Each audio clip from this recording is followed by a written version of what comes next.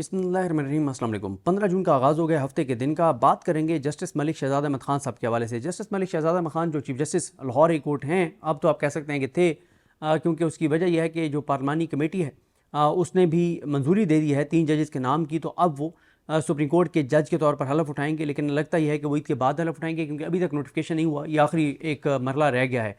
लेकिन हुकूमत के लिए बहुत बुरी खबर है, और वो बुरी खबर ये है कि जस्टिस मलिक शहजाद अहमद खान साहब ने सुप्रीम कोर्ट आने से पहले ही जो खिताब किया है, जो तकरीर की है, उसमें उन्होंने फ़ैसला सुना दिया है। और उन्होंने जो फ़ैसला सुनाया है, उन्होंने जो गुफ्तगू की है, उन्होंने वाज़ेह तौर पर जस्टिस काजी फ़ाइज़ ईसा साहब की पॉलिसी से ख़ुद को डिस्टेंस कर लिया है, और एक तरह से उन्होंने रास्ते जुदा कर लिए उस पॉलिसी से जो काजी फ़ाइज़ ईसा साहब की एग्जेक्टिव और हुकूमत और नून लीग के मामले में है। काजी फ़ाइज़ ईसा साहब जो हैं, उनकी नून लीग के हवाले से हिकमत अमली यह है कि नून लीग के ख़िलाफ़ नहीं जाना, हुकूमत के ख़िलाफ़ नहीं जाना। नून लीग की पार्लियामेंट जो फॉर्म 47 वाली है, इस पार्लियामेंट से जो भी कानून साजी होती है उसको मानना है, और कोई ऐसी चीज़ नहीं करनी जो नून लीग के अगेंस्ट है। और ख़ास तौर पे अदलिया में मुदाखलत के हवाले से काजी फ़ाइज़ ईसा साहब मुसलसल कह रहे हैं कि मेरे दौर में कुछ हुआ है तो बताएं, मेरे दौर में कुछ हुआ तो बताएं। 75 साल से अगर कुछ होता आ रहा है, 76 साल से, तो मैं उसका ज़िम्मेदार नहीं हूँ। और फिर काजी साहब जो है वो चाहते हैं कि सुप्रीम कोर्ट के जजेस की अक्सरियत उनके साथ इस बात पर जाए कि कोई मुदाखलत नहीं हो रही, और किसी तरह का जो है वो अदलिया के अंदर कोई मुदाखलत नहीं है। और काजी साहब का दौर एक आइडियल दौर है।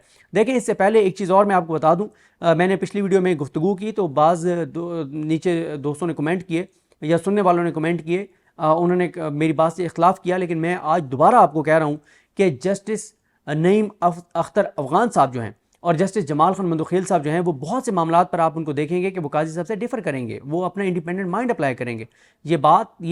मैंने जो उस वीडियो में बात की थी कि एक तासुर है कि क्योंकि इन दोनों जजेस का तल्लुक बलूचिस्तान से है और काजी साहब भी बलूचिस्तान से हैं, तो वो एक बड़ा होने की हैसियत से, एक बलूचिस्तान का कल्चर है, तो वो इनके साथ हर मामले में जाएंगे, एक तासुर है। लेकिन ऐसा नहीं होगा। ये दोनों जजेस इंडिपेंडेंट माइंड रखते हैं, और आप देखेंगे कि जमाल खान मंदोखेल साहब जो हैं वो इंडिपेंडेंट अपना माइंड अप्लाई करेंगे। अगर वो इंडिपेंडेंटली अपना माइंड अप्लाई करके और वो समझते हैं कि काजी साहब का मौक़िफ़ दुरुस्त है, तो वो उसके साथ चले जाएंगे। ऐसा नहीं है कि वो मतलब कोई खामखा में उन्होंने काजी साहब से डिफ़र करना है। और इसी तरह नईम अख्तर अफगान साहब, और आप देखेंगे अभी जब ये मामला आएगा सुप्रीम कोर्ट ऑफ पाकिस्तान में, जब पहला वर्किंग डे जुमेरात वाला, जिसमें काजी फ़ाइज़ ईसा साहब और नईम अख्तर अफगान साहब जो हैं वो सुनने जा रहे हैं इलेक्शन कमीशन ऑफ पाकिस्तान की अपील लाहौर हाई कोर्ट के फैसले के खिलाफ जो ट्रिब्यूनल्स वाला है, तो उसमें भी आपको पता चल जाएगा। तो अब एक और जज जस्टिस मलिक शहजाद अहमद खान साहब जो सुप्रीम कोर्ट आ रहे हैं, उन्होंने सुप्रीम कोर्ट आने से पहले ही बता दिया है कि अदलिया में मुदाखलत हो रही है। उन्होंने बहुत सख्त गुफ्तगू किया, उन्होंने एस्टैब्लिशमेंट के हवाले से गुफ्तगू किया। वो गुफ्तगू मैं आपको सुनाता हूँ और फिर आपको बताता हूँ कि ये गले की हड्डी बनने जा रहे हैं हुकूमत और इस निज़ाम की।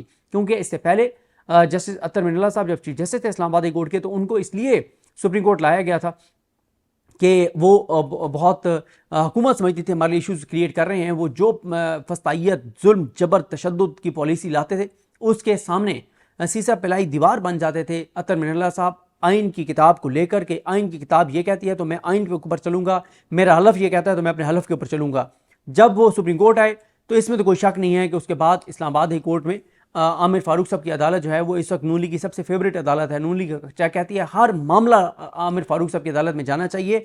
लेकिन फिर मसला ये होता है कि आमिर फारूक साहब जो भी फैसला देते हैं वो इंटर कोर्ट अपील में उड़ जाता है। लेकिन अतर मिनल्ला साहब सुप्रीम कोर्ट जो लाए, तो अब अतर मिनल्ला साहब सुप्रीम कोर्ट में जिस केस में बैठते हैं उसमें वो बिल्कुल अपने हलफ के ऊपर जाते हैं, वो बिल्कुल आइन के ऊपर जाते हैं, वो बिल्कुल कानून के ऊपर जाते हैं। और अब नईम अख्तर अफगान साहब, जमाल खान मंदोखेल साहब, वो भी आप देखेंगे, वो ऐसा नहीं है कि वो काजी साहब के साथ हर मामले में जाएंगे जैसे अमीनुद्दीन खान साहब जाते हैं आंखें बंद करके, बिल्कुल। और नहीं, देखें, अमीनुद्दीन खान साहब के बारे में जो तासुर बन गया ये दुरुस्त नहीं है। आप सुप्रीम कोर्ट के एक जज हैं, 25 करोड़ लोगों में से 17 जो है वो जज होते हैं सुप्रीम कोर्ट के, यानी 25 करोड़ लोगों में से 17 वो लोग हैं जिनके हाथ में मुल्क की तकदीर है। मुल्क की तकदीर क्यों कह रहा हूँ, उनके फैसलों से ही मुल्क आगे जाना है, या मुल्क ऊपर जाना है या मुल्क नीचे जाना है। कैसे? 8 फरवरी के इलेक्शन देख लें कि काजी साहब ने जिस तरह से कराए उसकी वजह से मुल्क क्या ऊपर गया या नीचे गया। मेरा आपसे सवाल है, आप बता दें। जो काजी साहब ने इलेक्शन करवाया उसके बाद लोगों का पाकिस्तान पर एतमाद बढ़ा या कम हुआ? काजी साहब ने जो 8 फरवरी का इलेक्शन कराया उससे पहले कितने लोग पाकिस्तान छोड़ के जाना चाहते थे, अब कितने पाकिस्तान छोड़ के जाना चाहते हैं? जब तक काजी साहब बैठे हैं, क्या किसी को यकीन, एतमाद या भरोसा है या थोड़ी सी भी उनके अंदर थोड़ी सी उम्मीद है कि नहीं काजी साहब जो है वो कोई ऐसा फैसला भी कर सकते हैं जो नून लीग के अगेंस्ट हो, यानी आइन के मुताबिक हो और नून लीग के अगेंस्ट हो? ये सारी परसेप्शन ठीक नहीं है। और अमीनुद्दीन खान साहब के बारे में जो परसेप्शन है ये बहुत अफसोसनाक है कि सुप्रीम कोर्ट के एक जज के बारे में ये परसेप्शन बन जाना लोगों के अंदर कि वो काजी साहब के पीछे चलते हैं आंखें बंद करके, जहाँ काजी साहब कहते हैं साइन कर दें तो वो साइन कर देते हैं। तो ये दुरुस्त नहीं है। नुसरत हिलाली साहब के बारे में ये तासुर है कि वो रिमार्क्स जो मर्जी देती रहे, करती वो वही है जिस तरफ काजी फैसल साहब जाते हैं। ये दुरुस्त नहीं है सुप्रीम कोर्ट के जजेस के बारे में तासुर होना। सुप्रीम कोर्ट के जजेस अपने हलफ के ऊपर चलें। और मैं आपको दोबारा कह रहा हूँ, 5वीं बार कह रहा हूँ कि नईम अख्तर अफगान साहब जो जूनियर हैं जमाल खान मंदोखेल साहब से, जमाल खान मंदोखेल साहब सीनियर हैं, क्योंकि मंदोखेल साहब का वो जो फैसला है जो अमाद यूसुफ साहब वाला है, एयर वाई वाले जो अमाद यूसुफ साहब हैं, जिनको शरीक मुलजिम बनाया गया था शहबाज गिल साहब के केस में, उसमें आप उनकी जजमेंट पढ़ें तो इसलिए बड़ी आपको चीज़ें नज़र आएंगी। ऐसा नहीं है कि बिल्कुल जो है ये दोनों आंखें बंद करके काजी साहब के पीछे चलेंगे, ऐसा बिल्कुल नहीं होगा, आप देखेंगे। और हसनात मलिक साहब बार बार ये अपने व्लॉग्स में कहते हैं कि जमाल खान मंदोखेल साहब ये जो मखसूस नशिस्तों का केस है उसमें वो चाहते हैं कि काजी साहब को वो रास्ता दें कि काजी साहब के ऊपर जो 13 जनवरी के फैसले हुए से तनकीद हो रही है उस तनकीद में कुछ ना कुछ कमी आए, यानी काजी साहब मखसूस नशिस्तें पीटीआई को दे दें, सुन्नी इत्तेहाद कौंसिल को दे दें, ताकि ये तासुर ना जाए कि काजी साहब बिल्कुल अलाइंड हैं इस निज़ाम के साथ, तहरीक इंसाफ को बिल्कुल गिराने के लिए और इस निज़ाम को सहारा देने के लिए। तो ये जमाल खान मंदोखेल से मुसलसल ही बात कर रहे हैं। इमरान खान साहब के साथ सवालात जो किए गए, आपने अब तो वीडियो भी देख ली, उसमें आप देख लें जमाल खान मंदोखेल साहब क्या बात कर रहे हैं, किस तरह से बात कर रहे हैं। वो बात नहीं कर रहे थे जो काजी साहब की सोच और अप्रोच है, तो वो इंडिपेंडेंट अपना माइंड बहुत सी जगहों पे अप्लाई करते हैं। हाँ, कुछ जगहों पे ज़ाहिर है एक आप जैसे लाइव वाला मामला था इमरान खान साहब को लाइव दिखाने वाला, वहाँ पे हो सकता है क्योंकि काजी साहब ने ओपन कोर्ट में कैटेगोरिकल कह दिया था कि नहीं दिखाना, तो फिर वो अगर चीफ जस्टिस के अगेंस्ट आते तो उनको शायद ये था कि आप चीफ जस्टिस साहब के आखिरी 100-125 दिन हैं, तो अब इसमें अगर काजी साहब कोई इतनी बड़ी शिकस्त होती है इमरान खान के मामले में, इनके लिए बहुत सुबकी होगी, बहुत शर्मिंदगी होगी, बहुत पसपाई होगी, तो शायद इसलिए उन्होंने काजी साहब का साथ दे दिया कि चलें ठीक है। अब आ जाएं इस बात पर, लेकिन हर मामले में नहीं। अब आए ज़रा मलिक शहजाद साहब ने कहा क्या क्या, फिर ज़रा मैं आपको बताता हूँ कि कैसे अब ये इनके हुकूमत के गले पड़ेंगे मलिक शहजाद साहब, बिल्कुल उस तरह जैसे अतर मिल्ला साहब। क्योंकि देखें इस वक्त जो 14 जजेज हैं सुप्रीम कोर्ट में, 3 ये आ गए, अब 17 जज पूरे हो गए। सुप्रीम कोर्ट में 17 जजेस होते हैं।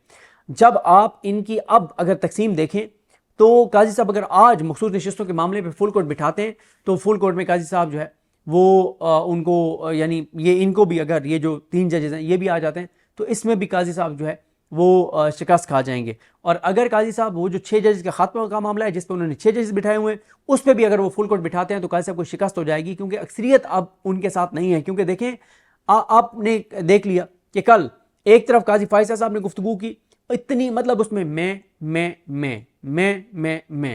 ये किया, मैंने ये किया, मैंने ये किया, मैंने लेटर, मैंने वो आर्टिकल लिखा, मैं सहाफ़ी था, मैंने ये किया, मैंने ये किया, मुझे ये कहा, ये मैं है उसमें। और जब आप सुनते हैं ये जो अभी आपको खिताब के कुछ पॉइंट सुनाऊंगा जस्टिस मलिक शहजाद अहमद खान साहब के, तो इन्होंने मैं तो नहीं कहा, हमारा इदारा, आइन, कानून, हमारा हलफ, हमारे जजेस, मुदाखलत, ये चीज़ें उन्होंने बात की हैं। तो ये बड़ा एक फ़र्क है काजी फाइज इस साहब में और जो जस्टिस मलिक शहजाद अहमद खान है। अब मलिक शहजाद अहमद खान साहब को काजी साहब ने इसलिए उनको सुप्रीम कोर्ट में एलिवेट किया क्योंकि नून लीग परेशान थी कि बतौर चीफ जस्टिस लाहौरी कोर्ट जिस तरह के इकदाम कर रहे थे वो नून लीग बहुत परेशान थी। लेकिन अब जब वो सुप्रीम कोर्ट में आ गए तो 3 साल उनके बढ़ गए हैं। वैसे उन्होंने मार्च 2025 में रिटायर हो जाना था, अब वो मार्च 2028 तक सुप्रीम कोर्ट में रहेंगे। और जब रहेंगे तो वो जिस तरह से अब उन्होंने आइन के मुताबिक पिछले 3 माह में आइन और कानून के मुताबिक अपने हलफ के मुताबिक चले, सुप्रीम कोर्ट में चलेंगे तो काजी साहब के लिए तो परेशान कौन है और नून लीग के लिए भी बहुत परेशान कौन है। नून लीग के लिए अच्छी खबर नहीं है, बहुत बुरी खबर है। अब ज़रा सुनिए कि जस्टिस मलिक शहजाद अहमद खान साहब हैं वो क्या कहते हैं।